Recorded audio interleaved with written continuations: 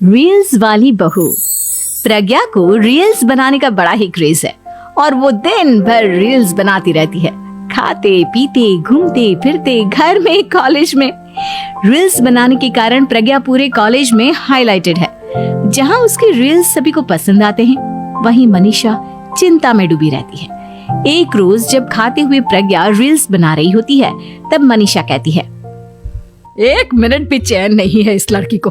ये नहीं कि खाना तो आराम से खा ले, लेकिन नहीं, अरे थोड़ी देर रील्स नहीं बनाओगी तो आसमान नहीं टूट पड़ेगा।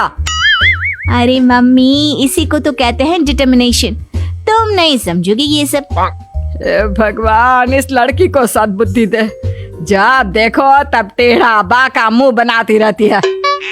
मनीषा की बात का प्रज्ञा पर जरा भी असर नहीं होता और वो खाते खाते रील्स बनाती रहती है।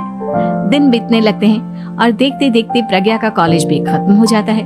आए दिन कोई ना कोई मनीषा को प्रज्ञा की शादी करवाने का सुझाव दे जाता है। सब ठीक ही कहते हैं, प्रज्ञा की शादी कर देनी चाहिए। अपने घर के काम काज में व्यस्त हो जाएगी तो खुद ही ये रील्स और नाच गाना बंद हो जाएगा।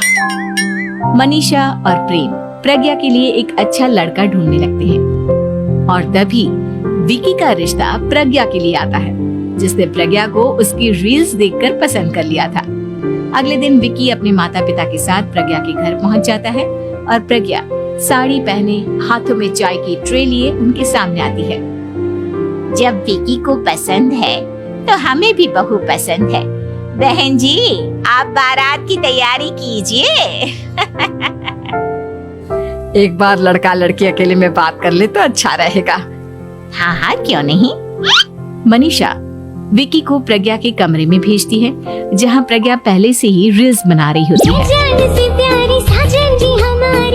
तभी विकी कहता है, आ गए आपके साजन जी। हमारे साथ ये रील्स कंप्लीट करती तो और भी अच्छा रहता। अच्छा जी, अब आ ही गए हैं तो बना ही लेती हूँ आपके साथ। दोनों मिलकर रील्स बनाते हैं। जब वी मीट और तुरंत पोस्ट भी कर देते हैं। फिर विकी कहता है, जब आप साड़ी में चाय लेकर आई तब मुझे लगा कि कहीं मैं गलत घर में तो नहीं आ गया। अब सही है। दोनों की शादी पक्की हो जाती है और शादी के दिन भी प्रज्ञा रील्स बनाने से चूकती नहीं। यहाँ तक कि बारात के समय भी नाचते हुए रील्स बनाती है। सभी लोग प्रज्ञा की तारीफ के पुल बांध देते हैं और प्रज्ञा नाचती गाती अपने ससुराल चली जाती है। सब कुछ अच्छा चल रहा होता है। प्रज्ञा यहाँ भी दिन भर हर चीज की रील्स बनाती रहती है। लेकिन कुछ दिनों के बाद जब सुनीता कहती है, बहू, ये रील्स के साथ साथ कुछ काम भी कर लिया करो। वैसे तुझे और क्या क्या बनाना आता है?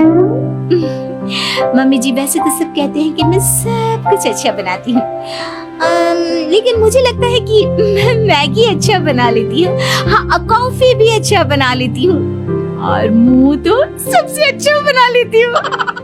हैं? अच्छा अच्छा। सुनीता अपना माथा पकड़ लेती है और कहती है, बहू, कुछ खाना बनाना भी सीख लेती। मम्मी जी, मैं लंबी प्लानिंग कर रही हूँ। जल्दी ही मैं इतनी फेमस हो जाऊंगी कि मुझे पैसे मिलने लगेंगे। हम दोनों सास बहू राज करेंगे, राज ना कर काम करेंगी और लोगों की तो लाइन लगेगी हमसे मिलने के लिए। तेरा दिमाग खराब हो गया है क्या बहू? हंसी मजाक तक ठीक है, लेकिन इस तरह घर नहीं चलते। जितना जल्दी हो इस घर के तौर तरीकों को सीख लो। प्रज्ञा मुंह घुमाकर चली जाती है और तुरंत उसी वक्त एक रील बनाती है।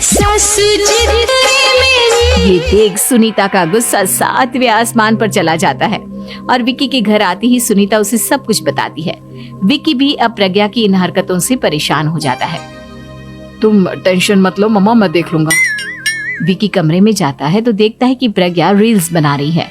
विकी बड़े ही प्यार से प्रज्ञा से कहता है, प्रज्ञा, इन सब के लिए मैं तुम्हें मना नहीं कर रहा हूँ, लेकिन फिर भी हर वक्त तो ये अच्छा नहीं लगता ना। समझने की कोशिश करो, मुझे भी तुम्हारा थोड़ा वक्त चाहिए। मैं जब ऑफिस से आता हूँ तो मुझे समय देने की जगह इसी में लगे रहते हो। तुम ज्यादा ही सोच रहे हो। तुम भी मेरे साथ रील्स